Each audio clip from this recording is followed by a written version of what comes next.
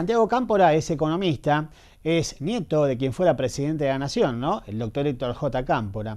Con él vamos a conversar un rato sobre economía, también sobre política. Él está trabajando hoy en los equipos de Sergio Massa y un poco de cómo se están preparando para las elecciones que vienen dentro muy poco. En agosto las PASO y en octubre las generales. Santiago, ¿cómo andás? ¿Qué tal? ¿Cómo estás, Marcelo? ¿Bien? Bien, muy bien. Bueno. El tema de la economía es un tema que preocupa en la Argentina, ¿no? Las cosas no están funcionando como se esperaban. Quizás mucha gente votó a Cambiemos pensando en un cambio económico, un cambio de realidad, y está pasando algo que no es lo que la gente esperaba. ¿Cómo ves la economía de la Argentina hoy? Mira, creo que pudiendo hacer un balance de este año y medio de gestión de Cambiemos, creo que el balance al menos no es el que la gente esperaba, ¿no? Cambiemos llegó al gobierno haciendo algunas propuestas que entiendo osadas: pobreza cero, lluvia de inversiones, un crecimiento sostenido, y creo que lo que se está viendo al menos es una tenue recuperación de la actividad económica, y sobre todo sesgado en sectores que no traccionan empleo, con lo cual es un crecimiento raro, a la 90 si querés. Estamos creciendo como crecíamos en los 90 sin una generación de empleo privado sostenido, que es cierto, es una tendencia que viene de años anteriores, pero que de alguna manera te obliga a pensar en otras estrategias. La inflación no cede tal como lo pensó el Banco Central. Nos endeudamos en 50.000 millones de dólares en lo que va este nuevo mandato, y la economía no termina de arrancar. Y aun cuando te decía hay ciertos sectores que se vieron beneficiados, eso per se no te da las pautas para ir de crecimiento a desarrollo, porque es la discusión que viene. Es decir, por más que crezcamos 2, 2,5, 3, vamos a estar en el mismo punto de partida donde quedamos en 2015, y lo que sucede es que a vos, a mí, a cualquier vecino, en el bolsillo se siente que cuesta llegar más a fin de mes, que no hay tantas changas. Entonces es ahí donde hay cierto, te diría, no sé si malestar, pero sí cierta incertidumbre de cuál es el rumbo económico que plantea el gobierno de Cambiemos, ¿no? Ahora, leí el otro día que gran parte del costo que está pagando la gente tiene que ver con las tarifas, ¿no?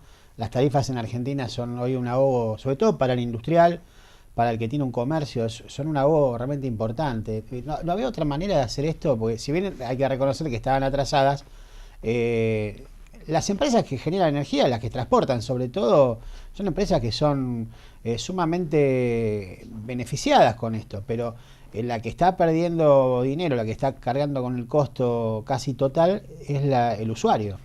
Sí, a mí me parece que lo que hubo, en primer lugar, es cierto, había un desfasaje en las tarifas, y se señaló, y creo que está bien que se aborde, que el problema se aborde. Me parece que la mecánica por la cual se abordó no ha sido la más auspiciosa.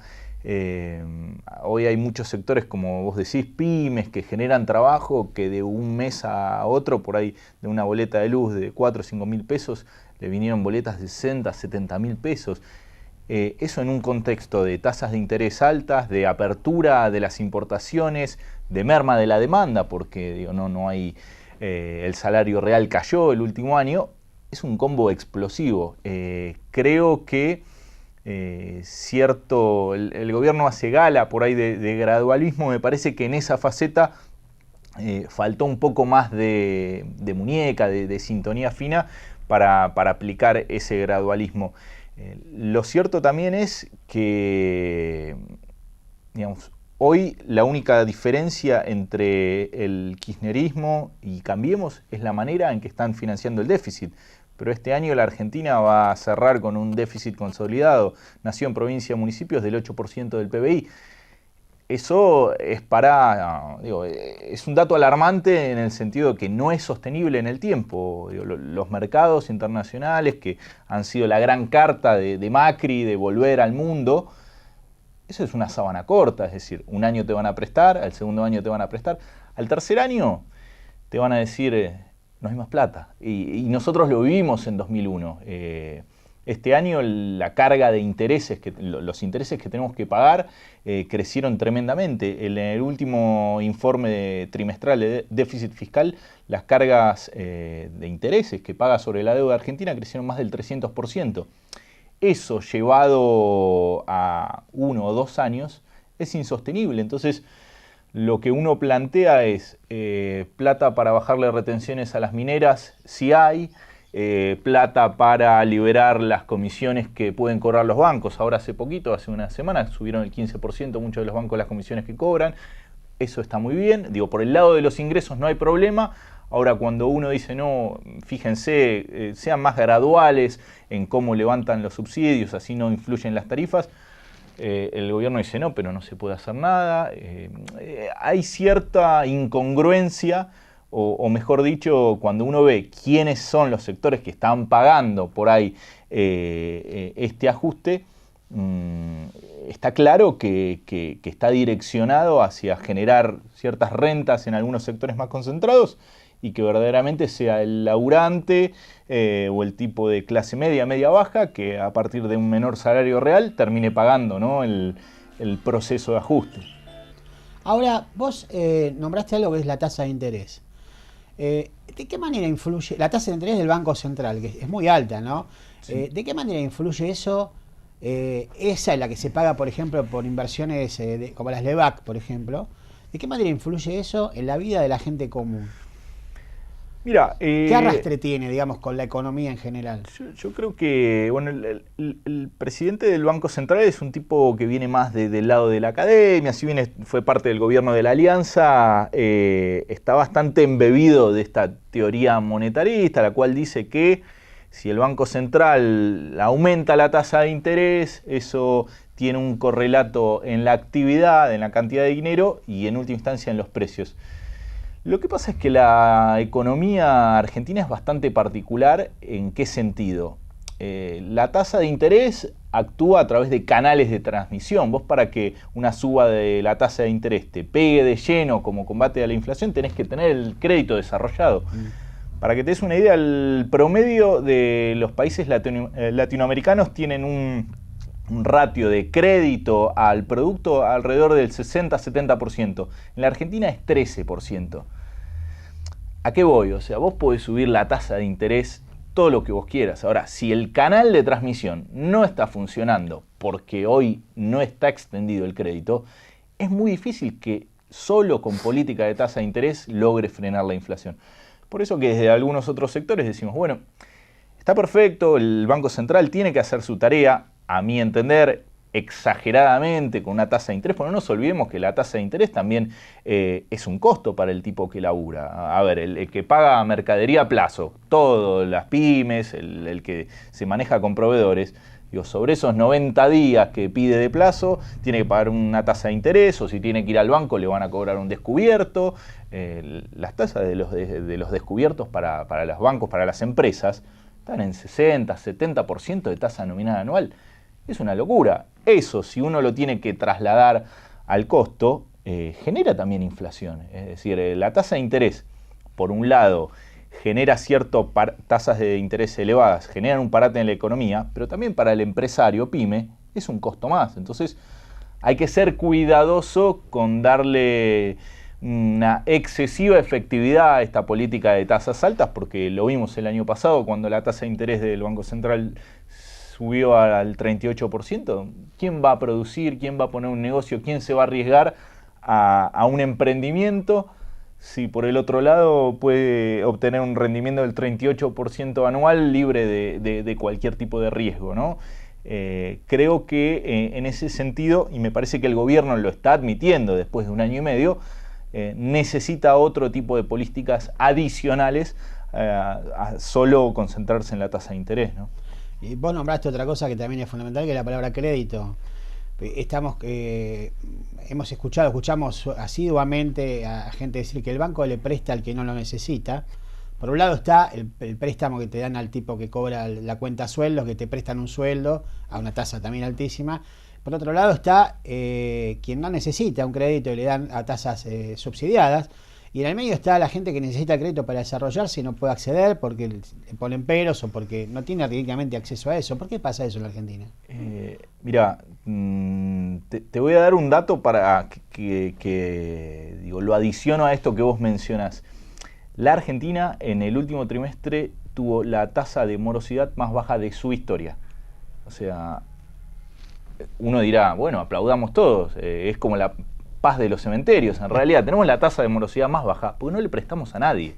Es decir, los bancos se felicitan, los banqueros centrales se felicitan, pero la realidad es que nosotros, el Banco Central y los bancos comerciales y la banca pública, no está dando el crédito que la gente demanda. Entonces, el problema es de aproximación. Hoy los bancos generalmente tienen una visión bastante, ¿cómo decirlo?, cortoplacista al asignar el crédito. Nadie te presta, como vos decís, si no estás seguro que vos lo vas a poder repagar.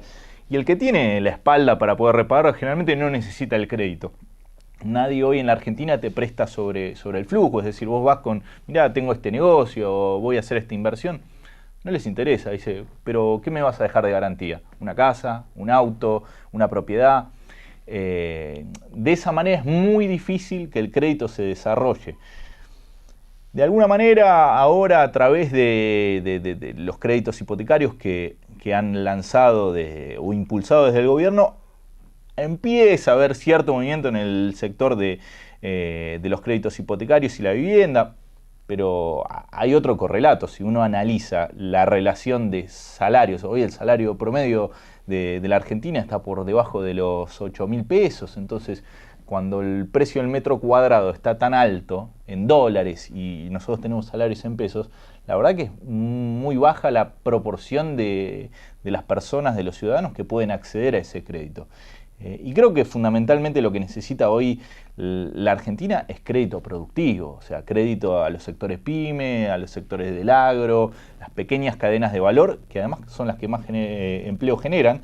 Y como te decía, esta política de tasas altas del Banco Central es a los que más le pega, ¿no? Porque generalmente, ¿qué pasa al pequeño comerciante? Está en el eslabón más débil de la cadena. De un lado tiene un proveedor que generalmente puede ser, pongamos el caso de un supermercado. Digo, cuando uno es proveedor de un supermercado, es rehén. El supermercado te dice, te pago a 120 días, y te dice 150, serán 150 y uno no tiene capacidad de negociación.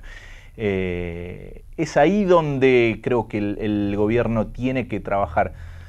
Pasa que creo que el equipo de Cambiemos tiene una visión por ahí medio idealizada de lo que es la pyme, ¿no? Andan mucho con esta cuestión de los emprendedores, de los clubes de emprendedores. Eso está muy bien cuando la economía está en marcha, ¿no? Ahora, hoy la situación de la Argentina es de pymes que cierran y están dejando gente en la calle. Entonces lo que necesitamos es más una política de contención hacia la pyme y no de, bueno, a ver cómo vamos a exportar software. El software está bárbaro y ojalá Argentina sea potencia, pero es solo un pequeño y reducido porcentaje de lo que es el entramado industrial de la Argentina. Creo que hoy necesitamos más políticas, te diría, de emergencia y de contención hacia el sector pyme que estar pensando en cuestiones más de primer mundo. Ojalá en 10 o 20 años nuevamente lleguemos a ese punto, pero me parece que mirar a 10 o 20 años sin resolver el presente no tiene mucho sentido, porque en última instancia se vuelve impracticable políticamente. Es decir, digo, si uno no genera políticas que generen cierto consenso, el largo plazo no va a llegar, porque digo, la política en esos casos manda, ¿no? Está otro, bueno, el problema endémico de Argentina es la inflación, ¿no? Y uno piensa, ¿por qué es tanta la diferencia que hay entre lo que cobra un productor por un producto base, por una manufactura, por una mano, por algo básico, ¿no? Por ejemplo, la verdura, ponele por decir así, o la carne, un gran buen ejemplo. Y lo que sale en la góndola del supermercado, de una punta a la otra hay una brecha realmente enorme. ¿Por qué eso pasa en la Argentina y no pasa en otros lados del mundo? Donde por ahí está más controlado, ¿no? O por ahí los márgenes de rentabilidad son otros que los que tiene hoy una persona que puede tener un supermercado, no los que producen, sino los que comercializan el producto. Sí, tenés varios factores. En parte, en algunos sectores puede haber algún tipo de concentración. También la realidad es que en Argentina tenés una carga impositiva muy alta. O sea, cuando uno se pone a desagregar de cada, no sé, por decir los productos primarios, de lo que paga el consumidor final, cuánto es impuesto, y la verdad que es mucho. Es mucho. Tenemos impuestos provinciales, nacionales, municipales, superposición de cargas tributarias. Además a eso hay que agregarle costos de logística caros. Digo, la infraestructura en logística de la Argentina no es lo mejor, con lo cual encarece mucho los productos. Y tercero, sí, yo creo que en muchos sectores hay cierto grado de concentración que promueve márgenes de rentabilidad mayores. Te sumo el primer factor que vos decías, en un contexto inflacionario la gente pierde referencia, es decir, la búsqueda de precios. Digo, en el 1 a 1, con todo lo malo que tuvo esa época, bueno, uno sabía que, no sé, una Coca-Cola valía $1 o tal cosa valía $1 y no tenía que andar caminando por los distintos almacenes. Hoy hay tanta dispersión. La inflación, uno de los males que genera es eso, que la dispersión de precio y que sea costoso averiguar dónde está el precio más barato, le da la posibilidad a quien forma el precio, a quien pone el precio final, a comerse parte del margen del consumidor con rentabilidad, ¿no? Ahora, pero si vos ves, por ejemplo, hay casos, el otro día me contaban en un supermercado de San Andrés de Giles, ¿no? Un café como el Arlistán.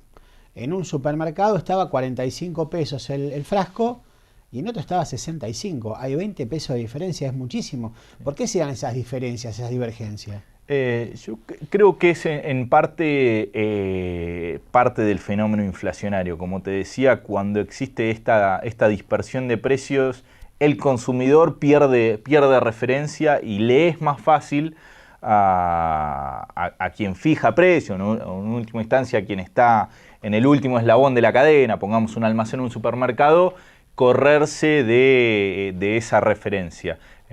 Es totalmente cierto lo que vos decís, uno encuentra dispersiones de precios entre los mismos productos que son grandísimas. El tema es el costo del consumidor de ponerse a recorrer almacén por almacén también es alto, entonces uno por ahí termina comprando en lo que le queda cerca y muchas veces convalida esos precios. Hablemos de política, se acercan las elecciones, falta muy poco ya. ¿Cómo lo va a encarar el Frente Renovador? Vos que estás trabajando con Sergio Massa, forman parte de la que llamada Avenida del Medio, ¿no? Los que no están ni con Cambiemos ni con el kirchnerismo, ahí en el medio está el Frente Renovador con Massa. ¿Qué expectativa tiene? Han presentado hace muy poco Un País, que es la unión que han tenido con el GEN, con Margarita Stolbizer.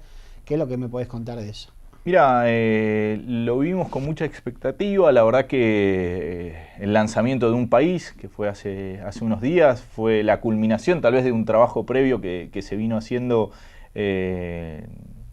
incipientemente como acuerdos programáticos para trabajar algunos temas puntuales en la agenda legislativa.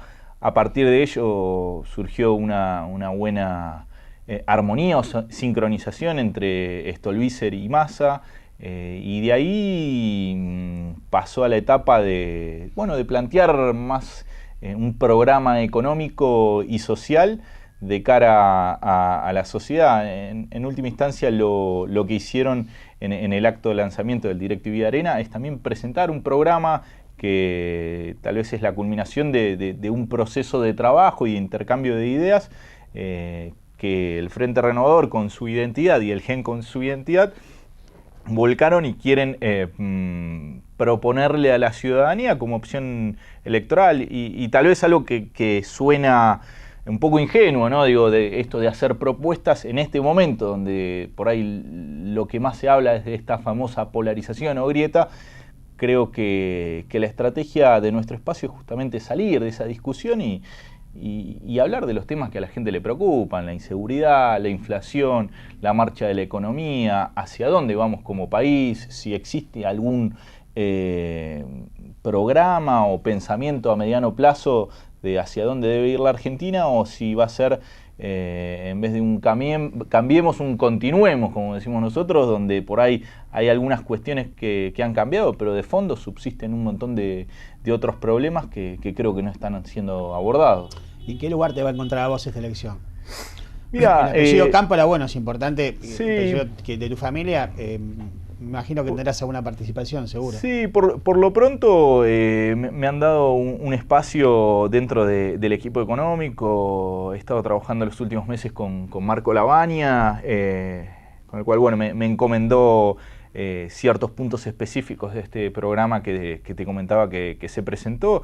Obviamente desde lo político, bueno, uno siempre intenta participar. La verdad, lo digo sinceramente y no como falsa modestia, voy a estar donde por ahí sea conveniente, donde Massa, Stolbizer, obviamente el grupo político que se conforma, los compañeros de San Andrés de Giles lo entiendan, con lo cual uno siempre está a disposición. Lo que estoy seguro es que bueno, hay muy buenos candidatos y que por fuera de los candidatos creo que también es importante sobre lo que se sustenta, y eso a uno le da tranquilidad ver que detrás de los candidatos sí hay un trabajo y hay programas de gobierno, no solo caras, nombres, sino hay acuerdos sobre dónde debe ir la Argentina, ¿no?